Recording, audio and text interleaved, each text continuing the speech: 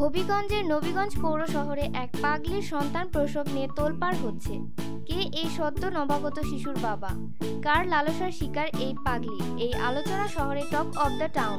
গত দুদিন পূর্বে শহরের মানসিক ভারসাম্যহীন এক যুবতী সন্তান প্রসব করেছে। ইতিমধ্যে পাগলিনী ও তার নবাগত শিশু সন্তানের ছবি ফেসবুকে ভাইরাল হয়েছে। এ নিয়ে সামাজিক যোগাযোগ মাধ্যম ফেসবুক সহ দেশ বিদেশে আলোচনা চলছে।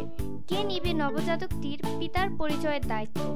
সবার মাঝে ক্ষোভ আর ঘৃণার জন্ম হয়েছে ভারসাম্যহীন এই যুবতীর ইজ্জত নষ্ট করে যে লম্পট এ কাজ করেছে। এ ঘটনায় অসুস্থ মস্তিষ্কের পরিচয় দিয়েছে বলে মন্তব্য করেছেন সচেতন মহলের লোকজন। স্থানীয় প্রত্যক্ষদর্শী লোকজন জানান, অনেকদিন ধরে রাস্তায় রাস্তায় ঘুরে বেড়ান নাম পরিচয়হীন এই পাগলি যুবতী, যাকে সবাই পাগলি নামেই ডাকে। কেউ জানে না তার কোনো পরিচয়, নাম, ঠিকানা। শহরে যত্রতত্র তার চলাচল, যেখানে রাত সেখানেই তিনি ঘুমিয়ে পড়েন। রাতের আধারে কার লালসার শিকার হয়েছে? কোনো লম্পট হয়তো তাকে জোরপূর্বক ধর্ষণ করেছে। এতে সে অন্তঃসত্ত্বা হয়ে পড়ে।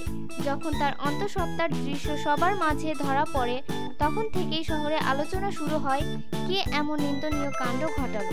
গত 6 জুলাই ভোরে নবীগঞ্জ শহরের ওমর ফারুক মসজিদের পাশে হঠাৎ পাগলির চিৎকার শুনে স্থানীয় লোকজন এগিয়ে যান। সকাল 6টার দিকে পাগলি যুবতীর গর্ভ থেকে জন্ম নেয় ফুটফুটে এক ছেলে সন্তান। এ সময় যুবতীর শারীরিক অবস্থা খারাপ দেখে স্থানীয় লোকজন তাদেরকে উদ্ধার করে উপজেলা স্বাস্থ্য কমপ্লেক্সে নিয়ে যান। এ সময় সাইফুল ইসলাম নামে একটি আইডি থেকে পাগলি সন্তানকে দত্তক নেবার আহ্বান জানিয়ে স্ট্যাটাস দেয়া হয়। সাথে ছবিটি ফেসবুকে ভাইরাল হয়ে যায়। পাগলির সন্তান প্রসবের খবর ফেসবুক সহ বিভিন্ন মাধ্যমে ছড়িয়ে পড়লে শত শত মানুষ ভিড় জমায় পাগলিকে ও তার নবজাতককে দেখার জন্য। এ অবস্থায় হবিগঞ্জের নিঃসন্তান এক দম্পতি এই নবজাতককে নবীগঞ্জ হাসপাতাল থেকে এসে দত্তক নেন। তবে মানসিক ভারসাম্যহীন এই যুবতী কোন লম্পটের লালসার শিকার হয়েছেন তা কেউ জানেন না। এমনকি সবাই শুধু ধিক্কারই জানিয়েছেন।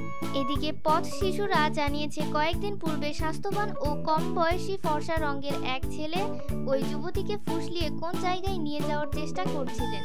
নবীগঞ্জ ইসলামিক রিসার্চ সেন্টারের চেয়ারম্যান মৌলানা আব্দুর রকিব হাক্কানি এটা অত্যন্ত জঘন্যতম নিন্দনীয় কাজ বলে মন্তব্য করেছেন। এটা আইন শৃঙ্খলা বাহিনীর লোকজন তদন্ত করে দ্রুত ব্যবস্থা গ্রহণের দাবি জানান তিনি।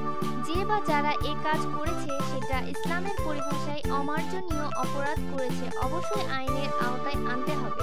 এ ব্যাপারে নবীগঞ্জ উপজেলা স্বাস্থ্য কমপ্লেক্সের RMO ডাক্তার ইফতেখার চৌধুরী বলেন, বিষয়টি আমরা পুরোপুরি ক্লিয়ার করতে পারবো না।